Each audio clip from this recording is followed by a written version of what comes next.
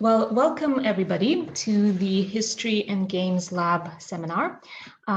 Before we start, I'm going to go through a few brief household type points and announcements. So firstly, this session is being recorded and this includes everything that appears in the chat. While the talk is going on, certainly please do make sure that your phones and video cameras are off. And you'll be able to post your questions afterwards in the chat. Please feel free to do that. In the chat also right now, you'll find a link to the History and Games Lab website. If you would like to get announcements of future events and you haven't yet joined the mailing list, then you can do that on the website on the subscribe page. Please do subscribe if you're not yet a member of the lab. And yes, so there's a link that's just appeared there. And also in the chat, you'll find a link to a poster for an upcoming series of events that's dedicated to Dante's Divine Comedy. It's the 700th anniversary of Dante Alighieri's death, and the lab is going to stage a series of events and play tests, seminars, and do some game design as well, devoted to Dante's Inferno. If you're interested in that, then watch the space and more information will be forthcoming. So without more ado, then I'll introduce today's speaker, and that is Thomas Lecaque, who is an associate professor of history at Grandview University in the US.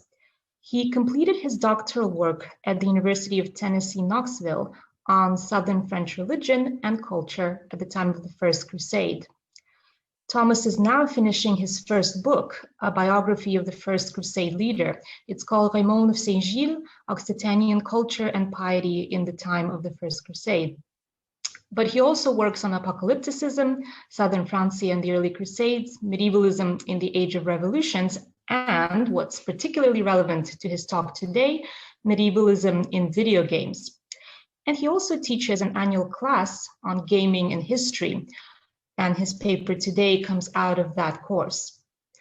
The talk is called All Hail the Stormcloaks, the True Sons and Daughters of Skyrim, White Nationalism and New Medieval Tropes in Bethesda Games. So I'll pass it on to him now, and so everyone lend an ear. Well, the beauty of Zoom is good morning, good afternoon, and good evening to all. I want to start with two things. First, my profuse thanks to Anna and Luca for the invitation. I am so incredibly excited to be able to do this. And thanks to Tashira for the fantastic promo artwork. I cannot even express to you how much I love that poster. The second is to acknowledge that I am speaking to you from occupied land, as is most of the United States. Iowa is named for the 𝐂𝐨𝐧𝐭𝐚𝐜 people, often called the Iowa, who lived in this region in the later Middle Ages as part of the Oneota culture before being driven out under the pressure of pandemics, settler colonial assaults, and power struggles between native polities who were themselves under attack. It was then the land of the Meskwaki and the Sauk people, pushed out of the St. Lawrence Valley by the French, then pushed out of Wisconsin once again into Iowa, Illinois, and Missouri. The United States fought them and stole their lands, ending in the Black Hawk War of 1832, forcing them onto reservations that then stole and banished them to Kansas. In 1856, the state of Iowa enacted a law allowing the now combined tribe, the Meskwaki and Sauk Nation, to reside in Iowa, and on July 13, 1857, the Meskwaki formally purchased their first 80 acres in Tama County, which has grown to 8,100 acres owned by the Meskwaki Nation there today. Acknowledging the stolen land I'm speaking from, Fort Des Moines, the origins of Des Moines, Iowa, was built by the U.S. military to quote-unquote control the Sauk and Meskwaki who had been forcibly relocated to the region. It is not restorative, it's not reparations, it's not even the floor, it's a bedrock that should not require us to learn, but settler colonial societies thrive on the ignorance of the majority of the crimes of the past. Skyrim, like all Bethesda games, comes out of the same settler colonial society that I live in, and in similar ways showcases its flaws. All of the Elder Scrolls games are open world, first-person role-playing games in a series known for massive, sprawling storylines, Skyrim offers near limitless opportunities, as long as you're comfortable playing in a world defined by violent settler-colonial interactions. The game, both the main storyline and the various minor subplots, is defined by the kind of history that feels eerily similar to American self-mythology, a settler-colonial history of atrocity rewritten and memorialized as a series of heroic ventures, turning occupiers into embattled heroes and mass murderers into gods. The premise of the Elder Scrolls is a glorification of the process of violent conquest, occupation, and settlement predicated on multiple eliminatory genocidal campaigns. Skyrim is a story of settler colonialism, where all of the factions and groups the player can interact with are, on one level or another, settler societies established through the destruction of the native cultures of Skyrim and the occupation of their land. Whether you settle with the Empire, the rebellious Stormcloaks in the game's Civil War, your character, the Dragonborn, is a product of a settler society, the mythical reincarnation of the ancient evils of yore. The central narrative of Skyrim is scripted for these outcomes, a fundamental problem of the narrative of the Elder Scrolls world, and indeed most fantasy. I will not be focusing solely on these concerns today, but the world of the Elder Scrolls is problematic in more ways than one, and it needs to be mentioned. So let's start from the very beginning. I titled this All Hail the Stormcloaks, the True Sons and Daughters of Skyrim, White Nationalism, and Neo-Medieval Tropes in Bethesda Games. And as the title suggests, I'm going to focus mostly on Skyrim today with some short mentions of Fallout 4 and the Wolfenstein franchise, which I have also been working on recently. These are video games. These are very clearly not medieval texts, and they do not promise to create a real medieval world. So we're looking at neo-medievalism, popular culture's interest in and the interpretations of the Middle Ages. Neo-medievalism, regardless of what genre of media it's applied to, is not an attempt to recreate a perfectly accurate vision of the past. Thank goodness, because medieval historians watching pseudo-medieval shows, it just gives us conniption fits. At least, they're not trying to accurately portray it, and we can hopefully create some distance. It's an act of remediation, the kind of ways that new media use and transform old media, expropriating historical events independent of context to produce media that can be consumed by contemporary audiences in alignment with whatever the purposes of the media form is. What this means for Bethesda's massive AAA games like Skyrim is that they engage explicitly in neo-medievalism, adopting aesthetic details and frameworks while implanting modern ideologies within them for the purpose of selling games. Right? Bethesda is not trying to teach you about the past. Bethesda is trying to sell you a game to keep the company going. The problem within this process that we'll be discussing today is that some of the modern ideologies that get implanted into these neo-medieval worlds, factions, storylines are actively malevolent white nationalist ideas. And when a game like Skyrim codes problematic narratives into its gameplay structure, representing them not only as valid character choices, but as being part of this semi-medieval notion and worldview, it legitimizes them within the pseudo-historical framework. It gives, hopefully unintentionally, presumably unintentionally, cultural capital and cultural legitimacy to malevolent groups that are looking for this kind of behavior. In engaging in the neo-medieval content of the video game, players make choices, but they're choices within the framework of this deliberately constructed neo-medieval environment, steeped not only in the tropes of fantasy literature a la Tolkien, with all of the problematic aspects that brings, in all of the many and varied ways that you can look at Tolkien and see bad ideologies at work in his writing, all of that gets brought into something like Skyrim. But also kind of aesthetic tropes from Norse sagas, culture, and archaeology, as well as that kind of traditional hodgepodge of artifacts, clothing, buildings, and other pseudo-medieval influence aesthetic choices that make up most multimedia representations of the Middle Ages. I mean, the one that immediately comes to mind is if you've ever seen the movie The 13th Warrior, just looking at the helmets alone is the kind of collapse of all pre-modern history into a single array of helmet styles in a theoretical 10th century pseudo-Viking world. So the problem with neo-medievalism on a broader level is, like, we know this is not the actual past, right? We know this is not a representation of the Middle Ages. The problem is that typical gamers get stunningly little exposure to the Middle Ages, except from pop culture artifacts like fantasy literature, Game of Thrones, video games like Skyrim. It's not that they think Skyrim is actually historic. It's that, especially in the United States, I cannot speak to the education system in the United Kingdom and elsewhere, but in the United States, they don't have much else to actually fill in these gaps. We don't teach the Middle Ages, maybe a week or two in 10th grade in American schools. And so the kind of imprint of pop culture ideas about the past become their knowledge base, whether or not they're true and whether or not they think it's true. This is the kind of problem. So, like countless other games before, Skyrim is attempting to balance the freedom of players to choose their actions in relationship to the central quests and stories, alongside a structure that makes the narrative scope of Tamriel feel worthwhile. So you both want to create this sandbox world where people can do a whole host of things, but you also need plots to guide it along. It's a formula that's clearly succeeded in multiple Bethesda endeavors, given how these kind of structural affordances are employed across multiple Elder Scrolls and now Fallout titles especially. People seem to like this approach, but it doesn't necessarily make for an uncomplicated experience. Players can experience radically distinct narrative and play experiences based on the choices they make, the quest order they follow, how they explore the game's expansive open world. Though, to be honest, the range of kind of major choices and playthrough possibilities has diminished since Elder Scrolls 3 Morrowind, my personal favorite, where you have to do at least 3 full run-throughs in order to experience all the quests. So thus, while the main quest of Skyrim is to, in fact, save the world, there are numerous paths that reach that end that reflect a more complicated, nuanced story of the kind of hero the player represents. These shifting and variable outcomes can sometimes complicate how players might understand the notion of the prophesied hero. After all, the Dragonborn is only intended to save the world from destruction by dragon. There is nothing in the fine print about being a good person while you're doing it. And in particular, the Civil War storyline that exists within Skyrim emphasizes the kind of really awful white nationalist deployment of neo-medieval tropes that we see in contemporary political spaces, especially in the US. Indeed, Skyrim, like I think too many kind of fantasy games, is structured to push players to interact with fantasy via some white supremacist tropes. So the main engine of this is the Stormcloak Faction. So let's start with the Stormcloaks and with the opening scenes of the video game. One of the beauties of talking about games is that we can just throw on videos. So this is the opening of the video game, Skyrim. Can you guys all hear?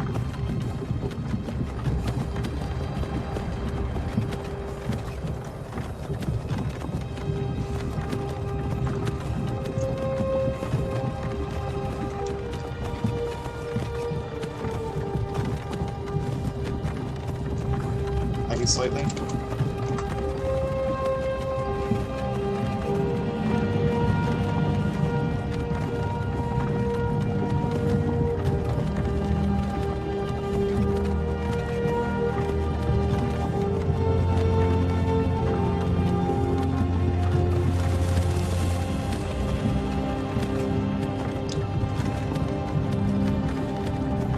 Hey, you're finally awake. You were trying to cross the border, right? Walked right into that Imperial ambush, same as us. And that thief over there. Damn you Stormcloaks. Skyrim was fine until you came along. Empire was nice and lazy. If they hadn't been looking for you, could have stolen that horse and been halfway to Hammerfell. You there, you and me, we shouldn't be here. It's these Stormcloaks the Empire wants. We're all brothers and sisters in binds now, thief. Shut up back there. What's wrong with him, huh? Watch your tongue. You're speaking to Ulfric Stormcloak, the true High King. Ulfric? The Jarl of Windhelm? You're the leader of the rebellion. But if they've captured you... Oh gods, where are they taking us? I don't know where we're going, but Sovngarde awaits. No, this can't be happening. This isn't happening. Hey, what village are you from, horse thief? Why do you care? A Nord's last thoughts should be of home. Rorikstead. I'm from Rorikstead. General Tullius, sir. The headsman is waiting. Good. Let's get this over with. Sure. Mara, Dibella, Kinnereth, Akatosh, Divines, please help me.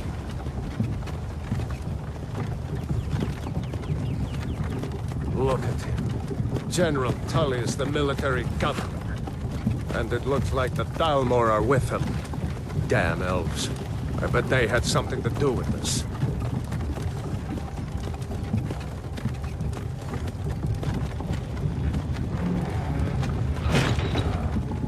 This is Helgen. I used to be sweet on a girl from here. Wonder if 𝐂𝐤 is still making that mead with juniper berries mixed in. Funny, when I was a boy, imperial walls and towers used to make me feel so safe. Who are they, Daddy? Where are they going? To go inside. Why? I want to watch the soldiers. Inside the house. Now. Whoa! Yes, Papa. Get these prisoners out of the carts. Move it! Why are we stopping? Why do you think? End of the line.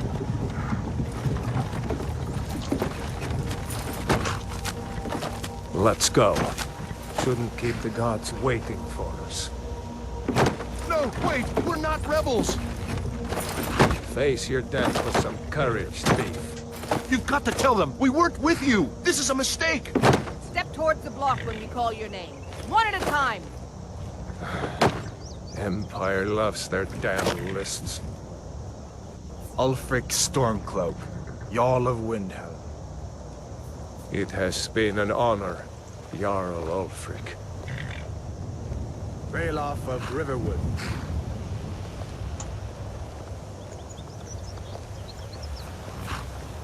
Lokir of Rorikstead. No! I'm not a rebel! You can't do this! Halt! You're not gonna kill me! Archers! Anyone else feel like running? Wait. You there. Step forward. And this is the introduction to your character when you get to design who you are. We're going to skip through to one of the parts where some of these problematic, some of the problems of the world of Skyrim are coded in. This character is a 𝐂𝐤. We'll go back to talking about what happens with various races later on.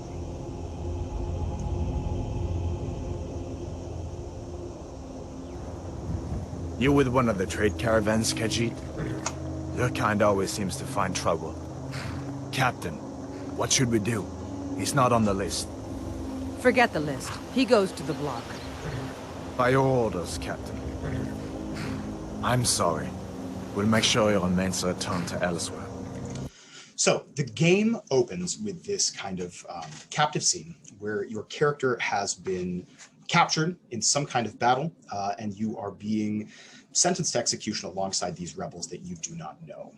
It presents the Stormcloaks in a fairly positive light. You know, you're being captured alongside the potential true king. The Stormcloak who's with him is warm and relatively welcoming and trying to, embody manly fantasy hero values. It's clear that it's unjust that you're being executed, and so is the other guy in the cart. A little bit of casual racism dedicated towards almost any character if they're not a Nord. And then the game progresses from there. But as part of the generation, I grew up watching Star Wars. When I think rebels, I automatically think the good guy in any kind of fantasy or science fiction trope, because that's the way we build an awful lot of our stories. The evil empire, the good rebels against them. You are given from the very beginning some motive to trust the Stormcloaks, which is incredibly problematic, as we'll see. So there are many, many, many things that we can say about the explicitly white nationalist elements within the Stormcloak fashion. But I think the oath that you swear if you choose to join the Stormcloaks is a kind of foundational moment for talking about the problems within this. The oath that the player takes to join the Stormcloaks requires you to show up to their kind of city in the far north, to go to the hall of King Ulfric, who escapes this pseudo-execution because of the arrival of dragons, and that's the plot of Skyrim, and you can play it sometime if you want. You have to go through a kind of set of quests to prove your worth, and if you do so, they ask if you want to swear an oath to the Stormcloaks, and specifically to King Ulfric. The person who is more or less in charge of the day-to-day operations of the Stormcloaks is a guy named 𝐂𝐤 Stonefist. And this is the oath that they have you swear. Again, I'll make sure that the audio is functional. Hopefully this won't lag. It's a short video. You're alive. I owe Ulfric a drink. I have to admit, I misjudged you. You're definitely Stormcloak material. It's time we made this official. You ready to take the oath? this is one of the kind of parts of the game is that you don't actually have to explore all of the possibilities. You can simply go, do the small quest, take the oath, and move on. Those other dialogue options are relatively important, but this video is a player who does not take them. We'll talk about that in a second. Before you're one of us, you must swear fealty to Jarl Ulfric Stormcloak, future High King of Skyrim. You must also pledge unswerving loyalty to your fellow Stormcloaks, to Skyrim, and to her people. That's the spirit. By swearing this oath, you become one of us, a hero of the people, a true son of Skyrim, a Stormcloak. Repeat after me. I do swear my blood and honor to the service of Ulfric Stormcloak, Jarl of Windhelm and true High King of Skyrim.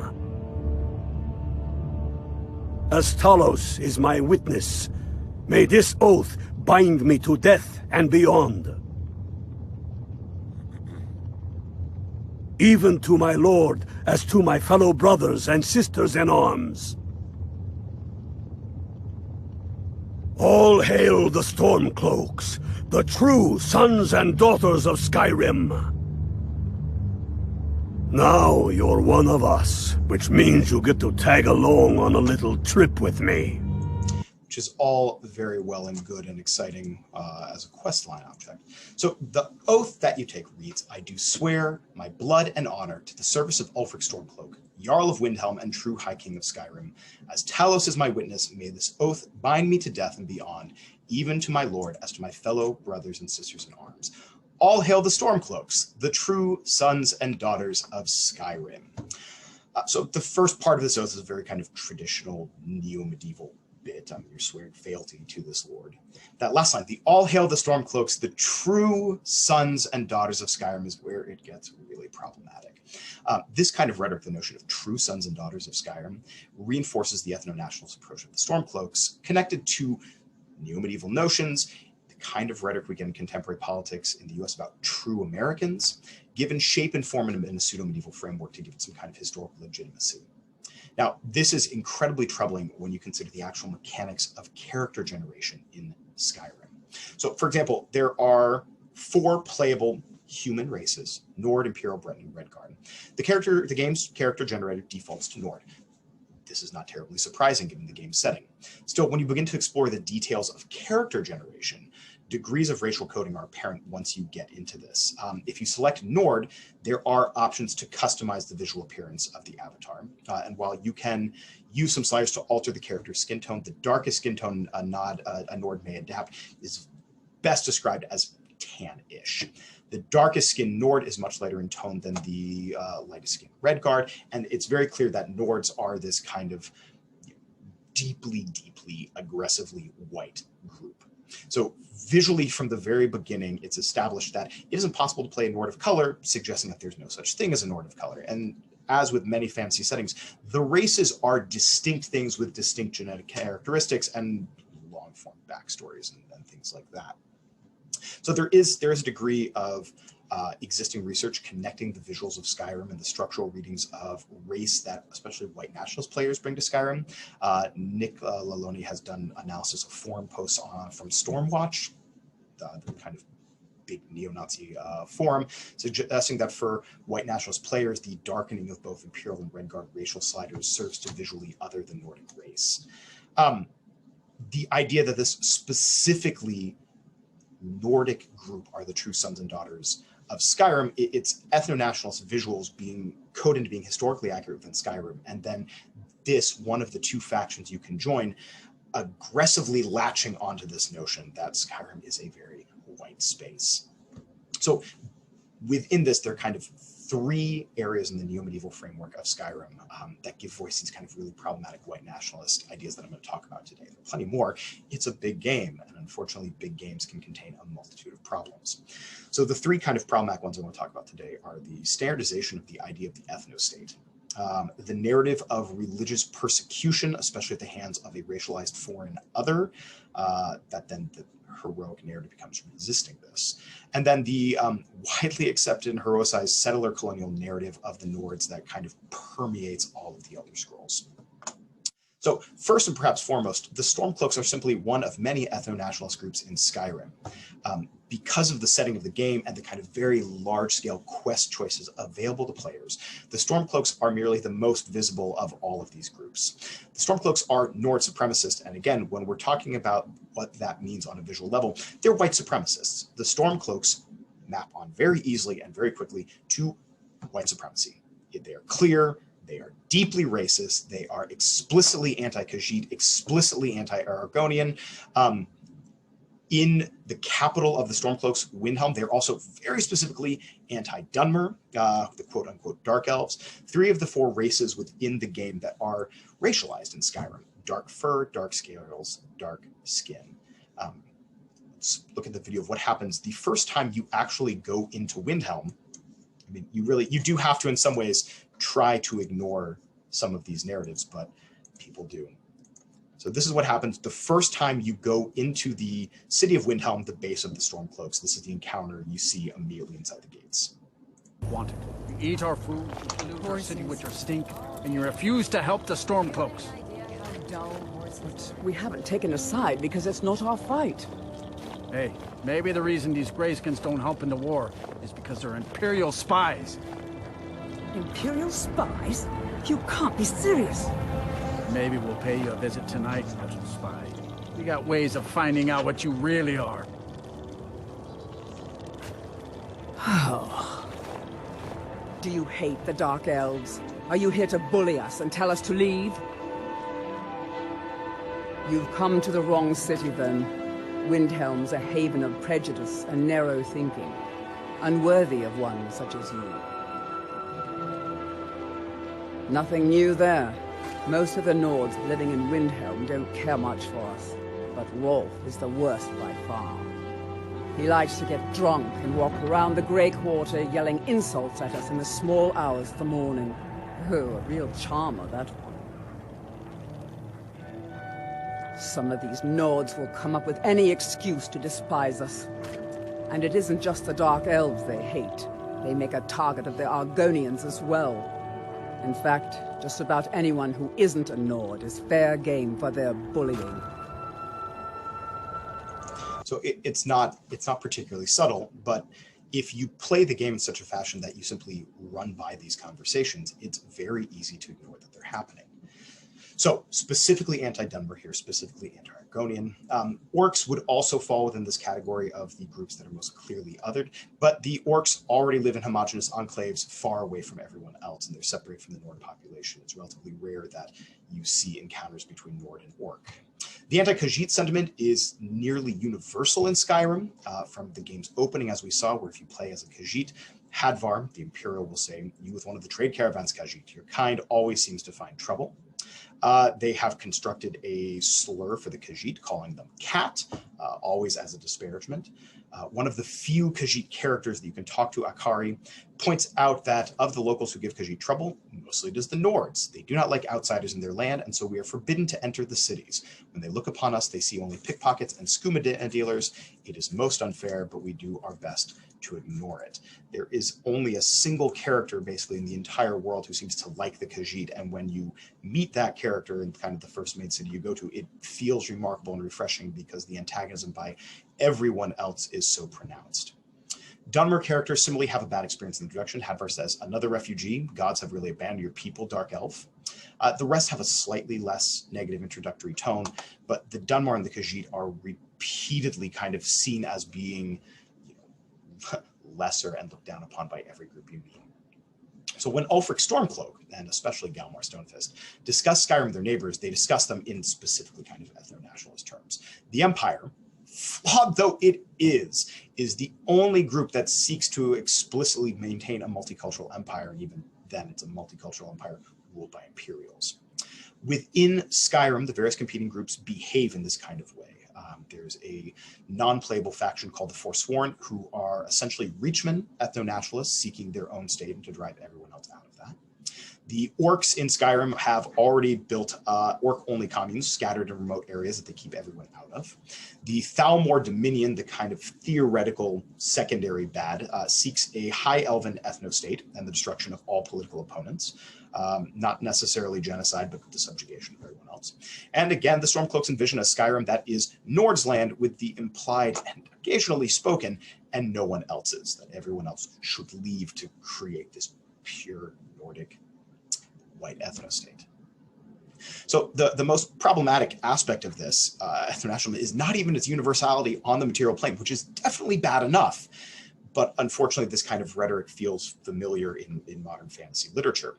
The most problematic part of this to me is that Skyrim's ethno-nationalism gets both sidesism mapped into the afterlife. So there's a quest later in the game where you arrive at the Hall of Valor in Sovngarde, your kind of fake Valhalla, in the final stages. Depending on whether or not the character has finished the Civil War and on what side, there'll be a bunch of dead people wandering through the mists approaching heaven. If you finish the Civil War on the Stormcloak side, the legate Rikke appears and laments the deaths caused by the war. But if you finish on the Imperial side, both Ulfric Stormcloak and Galmar Stonefist end up in Sovngarde, trapped in the mists on their way to the Hall of Valor. Galmar Stonefist is very clear that he wants to purge non-Nords from Skyrim. This is the character within the Stormcloaks, the second in command, who is the most explicit about wanting to purge everyone else from Skyrim. And he has genocidal leanings towards high elves, and he is a bad person. He is your aggressive white supremacist vocal mouthpiece that, if you're paying attention to things he's saying and going through other kind of dialogue options, is a good sign that the Stormcloaks are not your friends. On the most brutal level, him showing up in heaven as Skyrim mapping President Trump's infamous comment on Charlottesville, you also had people who were very fine people on both sides. This is the heavenly apparatus of Skyrim. Your most violent, most explicit white supremacist goes to heaven in Skyrim. He'll even say to the character, if you talk to him, Dragonborn, even in death you dog my steps. Cursed be your name by all the sons and daughters of Skyrim. So this is a recurring problem within the entire context of Skyrim. Also with a lot of fantasy literature, it's not surprising. So if ethno-nationalism was the first problem, the Stormcloaks as adherents of persecuted religion is the second. So in this case, the Stormcloaks are big onto the worship of the god Talos, the divinity formerly known as the Emperor Tiber Septim, with a whole host of other names depending on where you go. Talos was an Atmoran, the legendary race of men of the north who migrate to Tamriel and are the kind of progenitors of all human races, the Nords, the Imperials, the Bretons.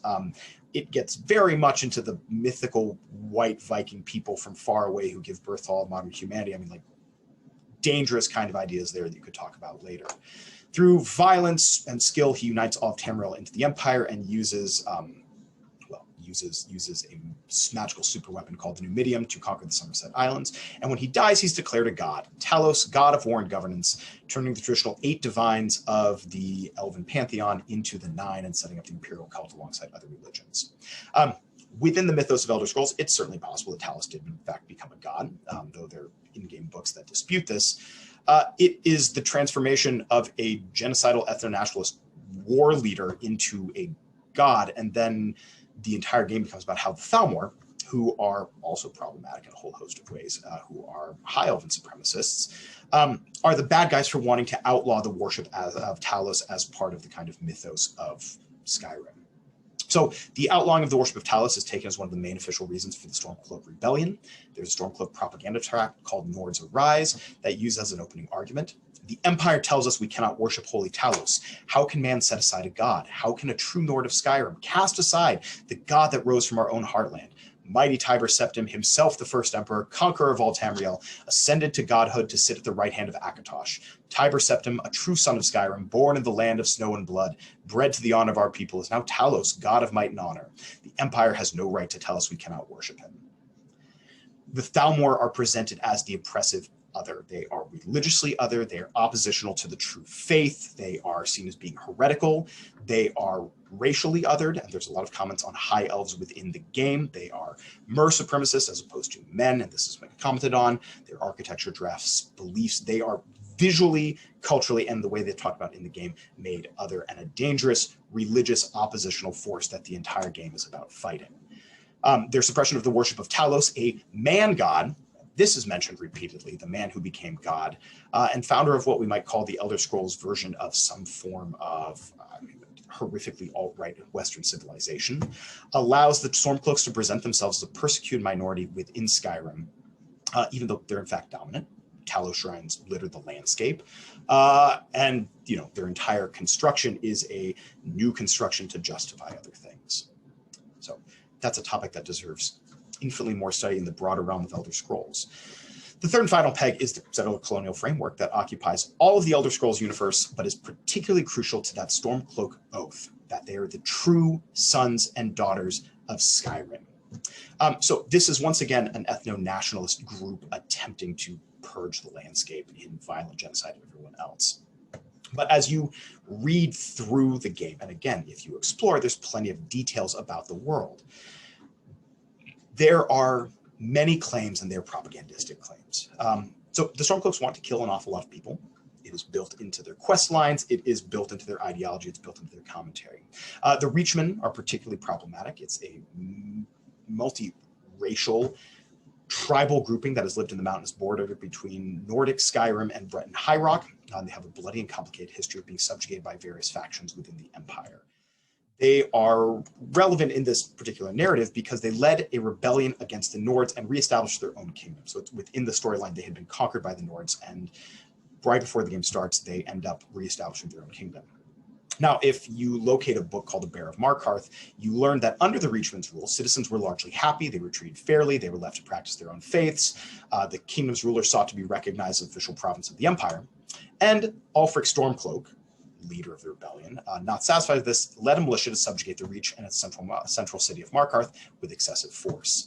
The game's text, when you read through this, details his tactics as being quote-unquote nothing short of war crimes. Every official who worked for the Forsworn was put to the sword, even after they had surrendered. Native women were tortured to give up names of Forsworn fighters who had fled the city or were in the hills of the Reach. Anyone who lived in the city, Forsworn and Nord alike, were executed if they had not fought with Ulfric and his men when they breached the gates. You are with us, or you are against Skyrim, was the message on Ulfric's lips as he ordered the death of shopkeepers, farmers, the elderly, and any child old enough to lift a sword that had failed in the call to fight with him. In the aftermath, all Reachmen are then branded as Forsworn, add as long list of the enemies, and throughout the quest line, you are allowed and even encouraged by multiple quests to participate in the ongoing genocide of the Forsworn. There is no option to peacefully engage with these characters. They are predefined as enemies. If you see them in the distance, they are marked as red dots to be killed, and you are quickly given numerous side quests to eliminate Forsworn camps for experience and profit. The game structures in the genocide of the Reachmen as a positive act. These are unfortunately all related, right? So the Stormcloaks and the Nords are seen as being a valid group, the Reachmen are not. And the notion of the true sons and daughters of Skyrim, even before the kind of narrative of which human groups own this land, the true sons and daughters of Skyrim wipe clear the record of the Snow Elves, better known in Skyrim as the Falmer, as well as the both ever-present and simultaneously never-present in the game's Dwemer. All of the land that you are playing in, Tamriel, was originally other people's lands. The Atmoran show up and conquer it. The Falmer, the Snow Elves, have very little history.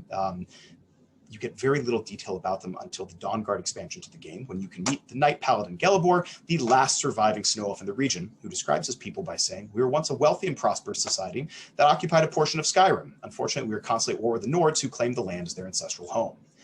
After you complete the questline, the player can worry that he's finished wiping out the Snow Elves, and Gelebor will say, "There's no need for that kind of talk. I said it was possible." It's also quite possible that there's some other isolated conclaves of Snow Elves nestled elsewhere on Nirn. Those small theoretical pockets would be the last survivors of a long-form war between two civilizations, whose conflict erupts due to numerous factors and leads to the sack of Sarthal, an early Atmoran city, and then the later return, led by the war leader Ysgramor and his army, the 500 companions, who return to Skyrim from Atmor, the lost northern continent, massacre the Snow Elves, defeat their last forces at the Battle of the Mostring when their leader, the Snow Prince, was killed. After Ysgramor slaughters most of them, the remnants were taken in by the Dwemer, the dwarves, and blinded, poisoned, enslaved, and warped by the Dwemer until they became the Falmer. The game text says, after their defeat by the Nords, the dwarves of old agreed to protect the Falmer, but at a terrible price. For though these Dwemer did not trust their Snow Elf guests and forced them to consume the toxic fungi that once grew deep underground. As a result, the Snow Elves were rendered blind, as the in-game text, the Falmer, a study puts it. The Falmer are presented in Skyrim as being herdsmen. They have Charis and Skeever, these kind of bug-like bugs and rats. They wear limited clothing. They exist primarily to attack surface settlements and travelers, though largely when you invade their territory. If you kill them, you can collect their ears. This is just a thing you do that is being seen as being completely normal. These are the native inhabitants of Skyrim, and you turn them into monsters. And then the game turns their murderers, 𝐂𝐸 and his company, into heroes. Right? The part of the game that valorizes this kind of invasion and massacre. So in the anonymous Nordic text, Nords Arise, they write that, do not let the lessons of history go unheeded. The Aldmeri Dominion and its Thalmor masters made war upon men, just as the elves made war upon 𝐂𝐸 and our people in ancient times. Shining Sarthal was burned to the ground, reduced to ruins and rubble in their treacherous assaults. But 𝐂𝐸 and his sons gathered the 500 companions and made war upon the elves, casting them out of Skyrim. In the great war fought by our fathers, the elves again betrayed men by attacking us unprovoked. The Dominion and the Thalmor cannot be trusted. Ulfric Stormcloak gets explicitly linked to 𝐂𝐸, reinforcing their own mythical idea of the true sons and daughters of Skyrim narrative, bringing a trope of clash of civilizations together, with the Mer being the villains despite 𝐂𝐸's lifelong genocidal campaign against them. 𝐂𝐸 ends up in heaven, in Valhalla, in the hall. He's waiting in the hall to greet the hero, point him in the right direction, to give him quest lines.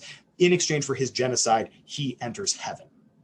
Again, the framework of Skyrim is incredibly problematic.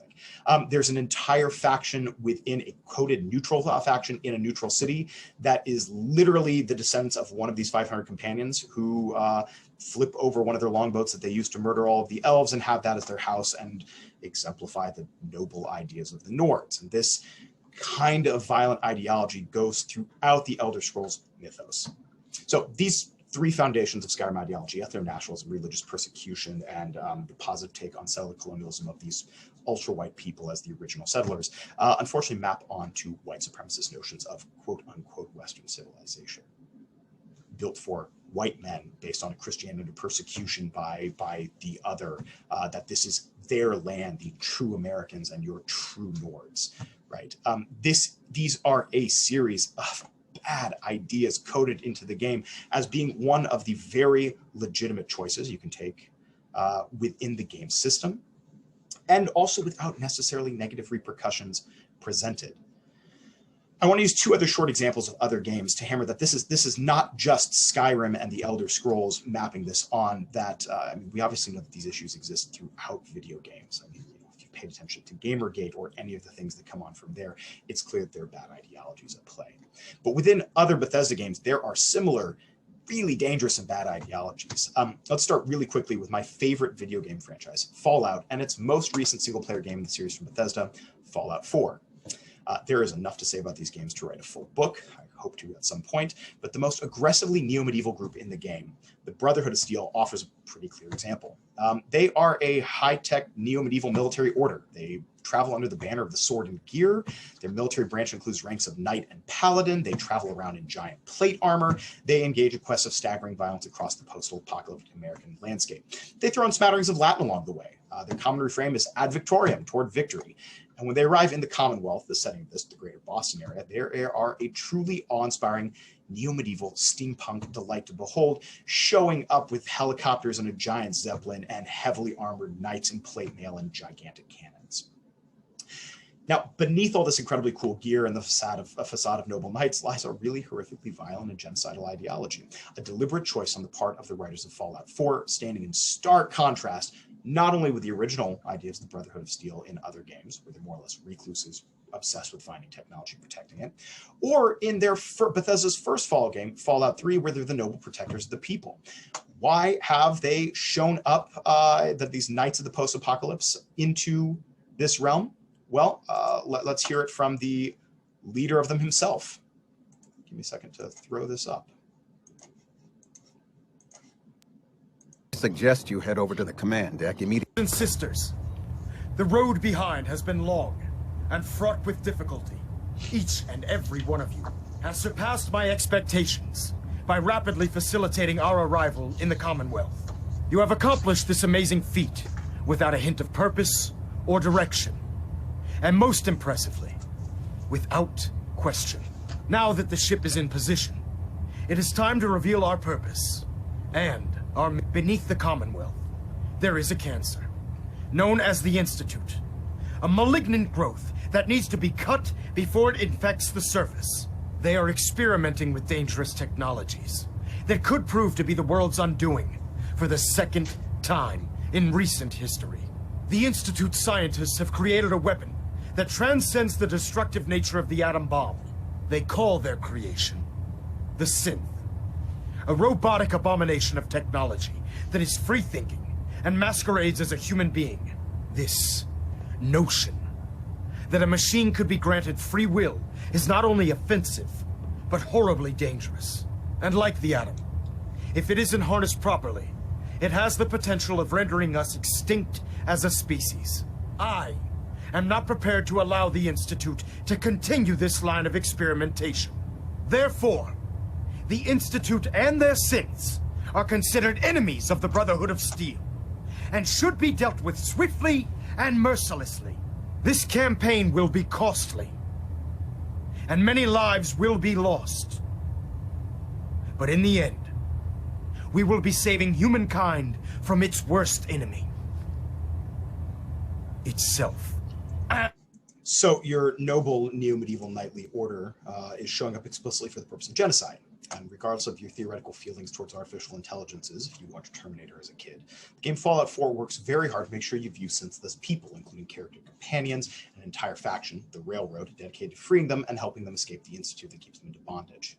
Beyond this, though, as if one genocidal directive isn't enough, the Brotherhood has numerous other genocidal missions to eliminate all super mutants, including named friendly ones by virtue of their race, to eliminate ghouls in multiple forms, you can have at least one ghoul companion, and to kill the Railroad and at least one of your synth companions and all the synths you encounter. Now, it'd be easy to say that they're bad guys. They are the bad guys. But Fallout 4 also removes the karma system that exists in Fallout 3 that made it clear, unequivocally, when the designers thought you were engaged in evil. However monstrous their ideologies may be, in Fallout 4, they are presented as simply one of many choices. Do what you will. The final example I want to bring up is the new Wolfenstein franchise that Bethesda publishes, a series of games about your hero, BJ Blazkowicz, also known as Terror Billy, slaughtering Nazis in an alternate history where the Nazis win World War II with super technology.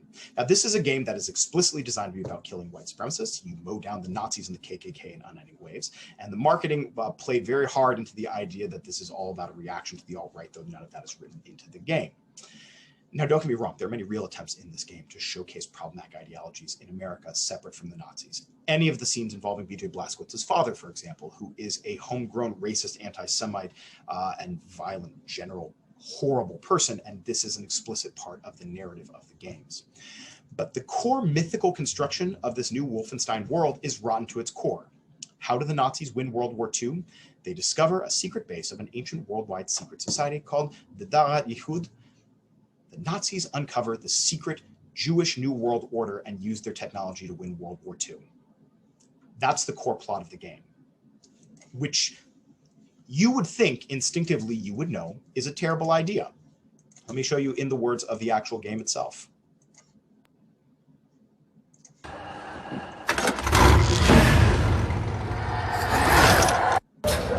I might have underestimated the usefulness of your ape-like physique, Mr. Blazkowicz. That you should.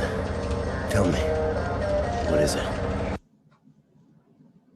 𝐂𝐨𝐧𝐭𝐚𝐜 is an ancient, mystical society. For millennia, we have operated with utmost secrecy up until right now. What do? Do you pray? No, Mamale, we don't pray. We invent things, Mamale.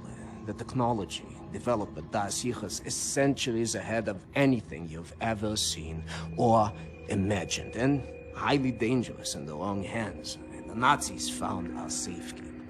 They stole our secrets. They used them to win the war. Everything they have accomplished, everything was built upon our knowledge. But it wasn't our only safekeeper. And then you go on to very quickly discover other ones and acquire weapons to allow you to fight the Nazis. One of these is a massive 𝐂𝐸 laser cannon. It is literally a secret Jewish space laser. It makes it very clear in the game that the 𝐂𝐸 are the good guys and the Nazis are the bad guys, but still builds an entire world on the white supremacist narrative of a secret worldwide Jewish conspiracy. Right? you have to wonder who was not present in the writer's room to say, this is a terrible idea, we should not do this. Well, that person clearly wasn't there, wasn't listened to. There are other examples of rotten pseudo-historical foundations. You break into the secret vault of King Otto I to access occult medieval knowledge and service that's being used in service of the Reich, including zombies.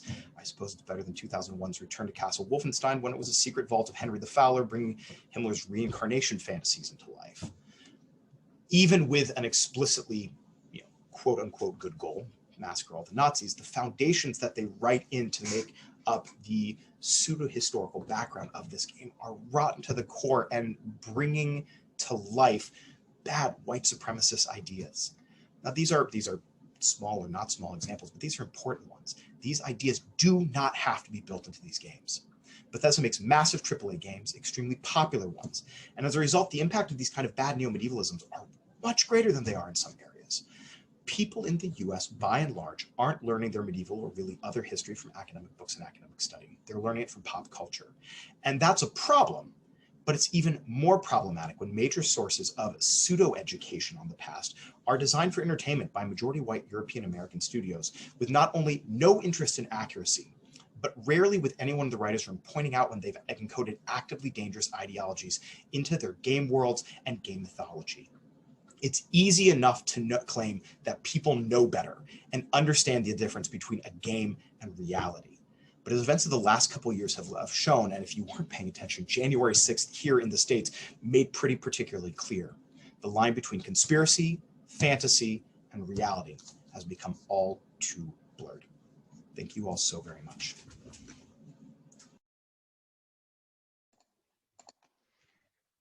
Thank you very much, Thomas. That was really interesting. I think we can give a virtual round of applause, and we can open this up to questions now. So everybody, please do type your questions into the chat, and I'll be happy to read them out. While people are thinking of their questions, maybe I could begin, sort of chair's privilege, as it were. I've been wondering what your thoughts in general are about the distinction between games that use fantasy history, such as the ones you were talking about, and games that attempt in various ways to engage with quote unquote real history. And so that's a huge question, I understand, but just wondering what your thoughts are on this. So it's an important question. Sometimes the games that choose to claim that they're engaging with real history are even more problematic than the games that engage with fantasy. Most fantasy games are not making truth claims, right? It's entertainment, it's just the kind of void of other real knowledge that makes them problematic. I think about things like the Assassin's Creed games, which pride themselves on, having historians consulted to build vibrant game worlds, and then a core plot that ignores reality, builds into the game framework notions of the primacy of blood. The central kind of motivating reality of it is that, bloodlines preserve knowledge. That's some bad eugenics stuff right there. Secret Templar conspiracies spanning all of history. All of these kinds of elements that they pride themselves on aesthetic realism while leaving in really dangerous bad ideologies at kind of the heart of the gameplay. I think about the game Kingdom Come, the interviews that happened with the developer afterwards when questions were raised like, why is the realm completely white? And the pushback of the developer was like, well, everyone in medieval Europe was white at the time. And I think my medievalist colleagues are probably shuddering right now at the thought of that, but this is an ongoing debate about things like that. And so games that claim historical reality bear a fairly large burden of actually doing that, and reality is not as quite as fun as a fantasy video game, and so they end up making fantasy choices while claiming reality, and it's even more problematic. Fantasy has its own host of issues, and we like to hope that people know better. At least in the United States, where we get very limited medieval historical training or background, unless we choose to do this in college. The thing about fantasy is that it is the only thing that most people have, unless they choose individually to go to the library and check out books. And so bad fantasy notions become even, unintentionally the basis people have for what the Middle Ages look like. Thank you. And we have one question. So people can feel free to raise their hands as well. So James Levan, if you'd like to turn on your camera and microphone, we can hear the question live. Can you hear me? Yes.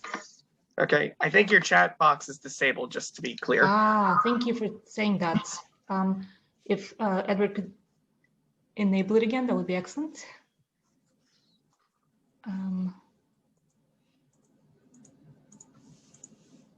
Thank you. Okay, so we're working on enabling it. Not sure why that happened.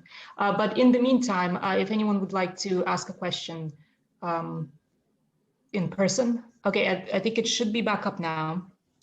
Mm-hmm. Yes, could somebody type anything? Great. Okay, excellent. It's working. So hopefully now people should be able to post their questions. And happy to read them out.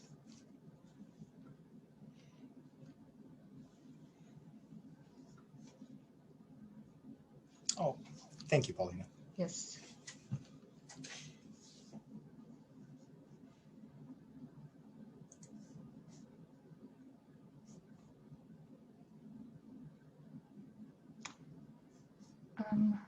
I mean, I guess while people are thinking, another question I had was to do with the different iterations of the game. So some of these go back to the 90s. I think Wolfenstein goes back to the 90s, doesn't it? And so it's a game that's been in existence in different guises for 30 years, perhaps. When you look at them, sort of when you take a bird's eye view, what kinds of conclusions can one draw about the trajectory of their development, if one can generalize? So they've gotten much more expansive storylines. I mean, Wolfenstein 3D is the first video game I ever played. It is, I mean, it's a very simple map where you're wandering through a prison castle shooting Nazis. As the storyline has expanded, as the games keep going, they start building on a framework to explain some of the kind of like interesting things that they throw in. So, I mean, Wolfenstein 3D ends with you fighting kind of a giant mecha Hitler. You know, I mean, this is early 90s. It's what it is. The current iteration is loosely based on a 2009 reboot of the series. After the kind of franchise has been sold to different groups, that starts bringing into all of these kind of interesting, like pseudo-medieval, like the kind of Nazi occult stuff that we hear about throughout, so like Thule medallions, secret veils, but they really push that, you know, all this technology is coming from a different dimension, right? Easy way of doing it, you've breached dimensions, you're getting all of these horrific weapons and monsters and things like that from a different dimension. You don't have to bring in weird aliens, you don't have to bring in a secret worldwide Jewish conspiracy, you don't have to bring in any of this. The reboot of it by Machine Games via Bethesda, the new Wolfenstein ones, I mean, it is a big, expansive world. I think that they're trying to point out the idea of you know, good and evil in this expansive plot on a broader scale. They just put in some kind of really bad ideas in as part of their attempt, I think, to build kind of, you know, nice things about it. The problem is that, like, your nice thing is that, oh no, the Nazis are right. There is a secret worldwide Jewish conspiracy. They're just our friends. Right. Someone needed to be in the room and say, don't do this thing. Don't ever do this thing. And I think that's the ongoing problem, is that, you know, they keep getting bigger. They keep getting better. Wolfenstein 2 attempts to do some degree of real social commentary through the game. I think that it's just a product that you desperately need more diverse writers' rooms to not do these things. Thank you. So we do finally have questions in the chat, so I will take these as they come in. So from Jeremiah McCall, great talk. Do you think Bethesda is playing to a demographic with these choices, to a particular demographic with these choices, oblivious, uncritically reciting problematic fantasy tropes? I know pinning responsibility isn't the point, but I'm curious about any thoughts you might have. Yes, I mean, on a very basic level, yes. I don't know that they're doing it as an intentional strategy, but I think that it's very clear that when they're thinking about the audience for some of these games, the people they have in mind are people very similar to the writers. The main writer for Skyrim, Emil Pagliarulo, is the senior designer and writer for both Skyrim and Fallout 4, so two of the games that I have fundamental issues with.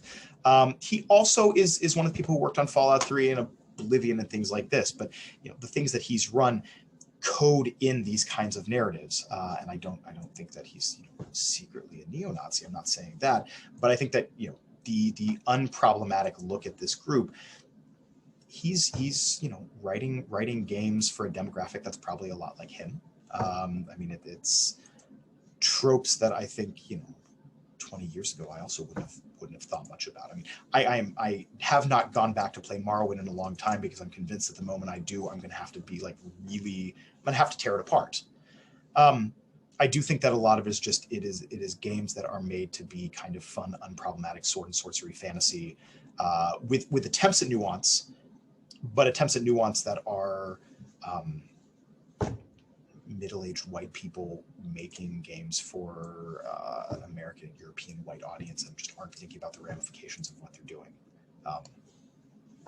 That would be my guess. Thanks. So next question is from Claire Anderson. Thank you for the interesting talk. Have mods been used to any extent to counter the problematic ideologies that you're describing? I do not know. That's a fantastic question. And now that you've said this, I want to know everything about it. So I'm going to make a note to look into this. I traditionally don't mod my video games, with the single exception of Josh Sawyer's mod for Fallout New Vegas, because he's the creator and he had his own mod for it. I traditionally don't use mods, but now that is a whole host of research avenues that I need to get involved in. So thank you. Great. Next question from Edward Gafton. Thank you for the talk. Touching on the non-Bethesda Fallout games, are these dangerous tropes present in New Vegas and in 1 and 2 also? It has been a while since I played 1 and 2. So I can't tell you with any degree of certainty. I will admit I played 2 a single time. It is not my favorite game. New Vegas has its fair share of problems. It is one of my top 5 favorite video games of all time. It has its own problems. I think the saving grace of New Vegas is that the end credit scenes, if you beat the game, really go back through most of your choices and point out all the ways that your best intentions or your horrific choices impact real people. So there is a clearly evil faction in the game, 𝐂𝐨𝐧𝐭𝐚𝐜 Legion, and you can justify joining groups however you want, but if you join them, it is a bloodbath where vast quantities of the population die horribly. Every choice you make has some kind of real repercussion in the final credits that is touched upon, and even your kind of theoretically good choices have negative repercussions. The group that kind of plays around with these kind of very pre-modern ideas, 𝐂𝐨𝐧𝐭𝐚𝐜 Legion, are terrible. They're terrible. They're just murderous scum in every possible way. And if you are joining them, it's clear that you're doing the wrong thing. At least one of your companions, if you bring them along, will try to murder you if you do so. There are problematic aspects of appropriation of indigenous identity, especially in the Honest Hearts expansion when you are going to Zion. It's also my favorite one of the expansions, and I think that it is a much more nuanced version than what you get out of 3 or 4. I will admit that I have a hard time not being biased. I think New Vegas is just one of the finest games ever made once you add in all of the expansions. But there are certainly possibilities there for some of these things. I think the problem with a Skyrim or a Fallout 4 is that you get to the end of the game, there are some repercussions, but you can do actively monstrous things and never be forced to sit down at the end of the game and this is what you did to all of these people in this town and this town and this town. And New Vegas, you can do some stunningly monstrous things, and then there is a long ending scene where you have to sit and this is what you did to this friend of yours and this friend of yours and this friend of yours and this entire town of people and this entire city. And really, how could you monster? And I think there is a valuable mechanism at the end of pointing out at the end, hey, you did the wrong thing because you're a bad person and you should have chosen differently. And whether or not you agree with those choices, it's at least nice that New Vegas points out there are consequences for your in-game actions. And that actually leads really nicely into the next question from Martin.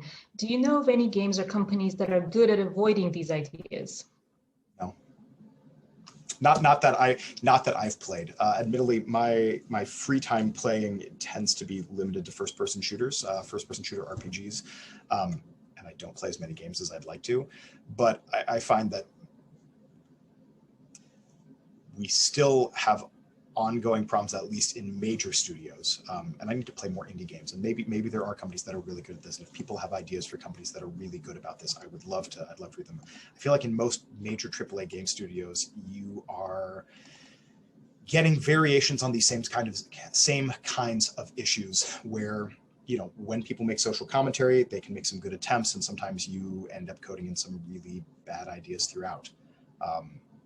There have been some interesting interviews with game developers who have left AAA studios about people trying to point out things, like especially around Mass Effect Andromeda, like, hey, you're building an entire game about how colonialism's awesome. Maybe this is not a great idea. And yet. Next question. We've got quite a few already in there, so I'm hoping we'll be able to get all of them in the time left. From Gwendolyn Verrig, thank you for the incredible talk. I'm wondering if you have any thoughts on whether the white supremacist narratives in games connect to the use of NPC as a term white nationalist groups have used to refer to people who aren't aligned with them. So I was not aware of that. I do not know, but that I'm making notes from these questions. I will look into that. That's fascinating. Yes. Callie Sparkman asks, I've played through Skyrim so many times, but I usually ignore reading the in-game books. Reading on a screen is really odd. Yes. So I had no idea how deep down it goes. I also have to admit that as much as I love the Nazi bashing of Wolfenstein, something about it has always made me vastly uncomfortable. I think you've pointed out a really solid reason for that discomfort. So thank you. You're welcome. I think, yes, I think. The books are a really important part, but they are time consuming. There are limited mechanisms for encouraging you to do it, and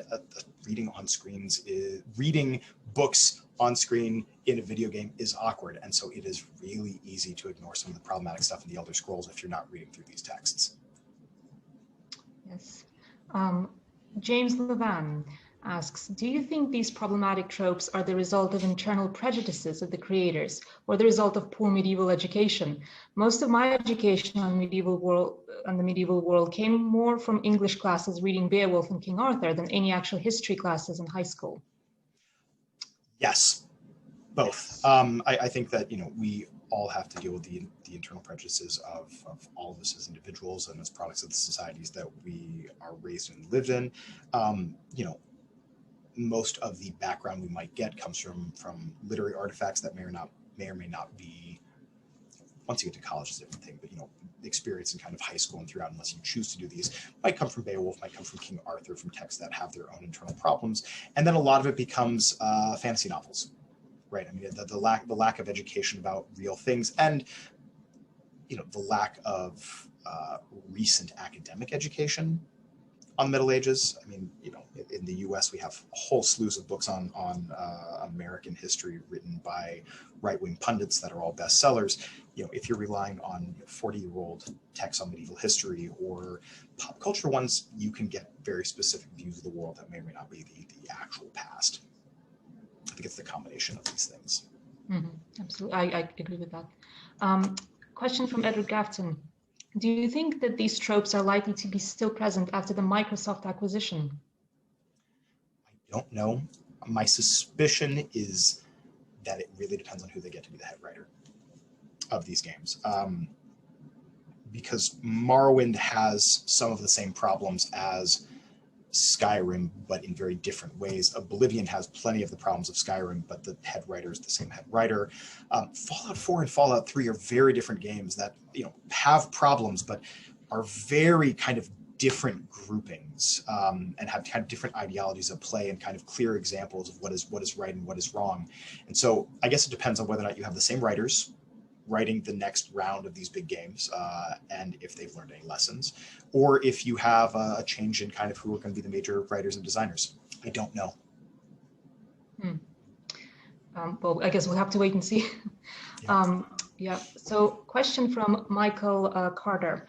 Do you believe the return karma mechanic of earlier Fallout games is necessary to, to frame the problematic issues of genocidal factions better in future installments? I'm comparing Fallout 4's Brotherhood with Fallout New Vegas's 𝐂𝐭𝐳𝐵's Legion in this regard. I mean, you don't have to have a karma mechanism, right? I mean, most of the choices you can make in Fallout 3 that are evil are like gratuitously evil, and you know you're doing the wrong thing, and it's very this. But like, it's nice to have some mechanism built into the game where when you do bad things, the game's like, hey, you did a bad thing. You might have thought it was funny. I'm sure you know it, but like, this was a bad thing. You made a horrible choice. I kind of like the way Fallout New Vegas does it better, where you should know as you're going throughout as a person, like you're doing monstrous stuff, but then ending with like no, let's enumerate your crimes to you. Right? If you join 𝐂𝐳𝐳's Legion in Fallout New Vegas, it is a long list of the horrible atrocities that happen to him. And if Skyrim had that when you joined the Stormcloaks, right? If there was any kind of in-game mechanism to like, oh, well, you won the Civil War for the white supremacists, they're going to murder all the Khajiit. They're going to purge the Dunmar Quarter and the Argonians. Like, these are people who want to massacre the non-Nords in the region. But you don't get that. You don't get any kind of end game point where you have to acknowledge that, hey, you joined the bad guys, and then the bad guys won, and then this is what the bad guys do. So I don't think you have to have necessarily the karmic system, though it's an easy kind of like, hey, don't do this. What are you doing? Why are you doing this thing? But the kind of Fallout New Vegas one where at the end it's like, you won the game. Now let's list for you what happens as a result of your choices. I really liked that. The next question is similar to one we've had before, but maybe approaching it from a slightly different angle. From apologies if I mispronounced the name, Balajandre. My question is, are there any positive examples of historicity and or neo-medievalism in similarly popular video games? By that, I mean ones that could combat the exact issues that you have mentioned. I am certain there are. And none of them come to mind off the top of my head, which is probably a problem. But I'm certain there are, and I should find more of those. Right. I think that's the next phase of research, is to see like how widespread is this beyond that. I mean, when I started researching this, it was because I really love Bethesda games. I was like, I could teach a class on Skyrim, and then you start teaching on Skyrim and doing the research. It's like, oh, this is terrible. Like, how did this happen? But I bet there are games that have positive examples of this. Just none of them come to mind, and that's disappointing. I'll get back to you on that. And that might actually say something, the fact that you can't, in fact, remember off the top of your head any good examples. But a comparative study would be interesting. Next question from Megan. From someone who has looked too deeply into the Elder Scrolls wiki, that was a really interesting talk. I'm wondering if you've ever heard of a gaming company from Knoxville called Cyberflix from the 90s when you were at school there. The name says something, but I couldn't for the life of me tell you any of the games. Yeah, perhaps. No, I mean, I feel like I'd heard the name at some point. I certainly didn't hear about it while I was at school there. But I feel like I'm gonna look this up and see if I've actually heard any of these video games. I wasn't in Knoxville until 2010, so if it's an 80s or 90s company, it would have been before my time there. But I feel like I've heard of this from something from back in the day. And yeah. The next is a comment rather than the question. It's worth mentioning that in Fallout 1-2, the Brotherhood of Steel are at best a morally ambiguous faction fixated on preserving technology for its own sake and not using salvage tech to help people. That's true. They're not good.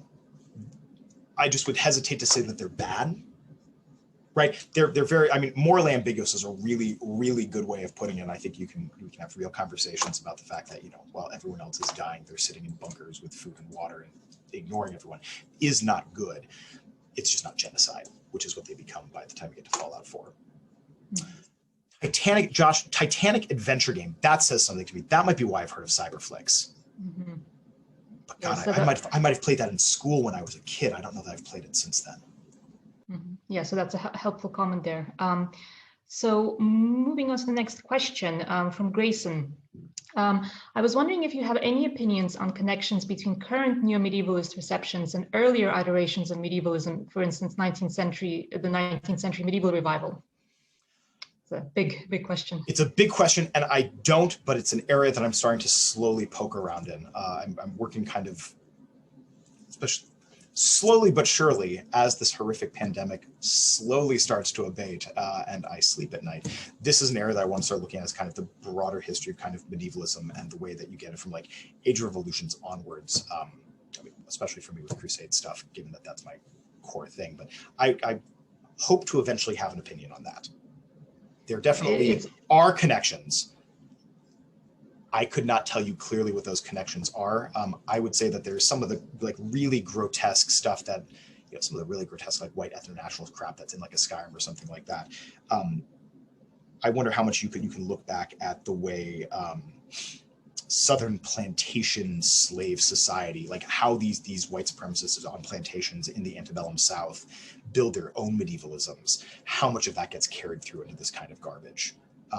You know, to talk about you know, Saxons and Normans and the idea of these courtly jousts. I mean, there's been some good work done in kind of Southern pseudo-chivalric society before the Civil War, and I'm betting that there are probably some really gross links between those kinds of ideas and the really problematic ones in modern literature, games, films, etc. Yeah, that's actually a topic that really interests me. One of the things I work on is in fact Victorian medievalism. So we can talk perhaps later about the links. A comment from Megan, a really interesting look at Empire in video games is Heaven's Vault. I will add that to my Steam list immediately. Yes. Right, Paul Souchon. Many white nationalist groups are opposed to the women's rights movement. With all the religious and racial prejudices depicted in Bethesda's games, do you think it odd that Skyrim seems so egalitarian in terms of gender? Actually, that was really noticeable in the introduction as well with the female officer. Interesting. So I think that Skyrim is not trying to code in all of the bad ideas that it does. I think it's unintentional and that makes it worse. Or they thought it would be very, very clear that the Stormcloaks are monstrous and did not actually do the work to make sure it was clear that the Stormcloaks are monstrous. I think things like the egalitarianism in Skyrim in terms of gender, and it really is pretty good about that. I mean, it's not perfect, but it is pretty good in pointing out kind of, you know, leadership roles and having kind of numerous female characters in the game in positions of authority. I think that a number of their other prejudices may not be quite as intentional. There is an aspect in which you get some opposition to the idea that a woman could rule gets coded into the Stormcloaks. I already had talked too long and didn't want to bring that up, but the person who theoretically is your imperial figurehead for Skyrim is in fact a female Jarl. And there is kind of concern of like, can a woman rule in kind of really gross kind of terms. Mm-hmm. Thanks. That's worth looking into. Thank you, Paul. We have, I believe, one more question. So we might wrap up with that one from Josh Skipworth. Even exploration adventure games that aren't about colonialism still default to a colonial narrative. I'm thinking of No Man's Sky, for example, which is supposed to be endless exploration, and it immediately becomes now mine all these minerals for credits. Are there any games about exploration that you're aware of that don't default to colonialism? That I'm aware of, no, though I feel more comfortable with the idea that they exist. Maybe I don't feel more comfortable with the idea they exist than not. My class this fall is going to be about settler colonial societies using Greenfall, which basically becomes Dances with Wolves, the white savior narrative. It has all the problematic aspects of settler colonialism built into a game where theoretically, I think they were trying to suggest that, you know, this is great. Look, we're working with an indigenous population. I think far too often, especially games made by, I think it depends on what we're looking at, right? If we're looking at AAA games made by the major studios, no, I think they all default to some kind of colonial narrative. There are games made by indigenous writers and collectives that have much more kind of nuance, and you can play from a non-colonial framework. But you know, the United States is still a settler colonial society. Games being made by American studios are still coming out of this framework. It is hard to build a story of exploration and settlement and occupation of land that does not fall within this framework. There's one suggestion here, I think from Liz Burgess, the Kerbal Space Program, which I don't... Be buying some games. That's... Yes. Thank you. Right, so I think we've reached the end of the questions, and I'd like to thank Thomas once again for a fascinating talk and lots of interesting questions there as well. So thank you everyone for contributing. And I think we'll wrap it up there, and do join the mailing list if you're not on it already, and look out for announcements of further events. And we're getting some virtual clapping there, so. Thank you guys so much. Thank you so very, very much. I really appreciate it.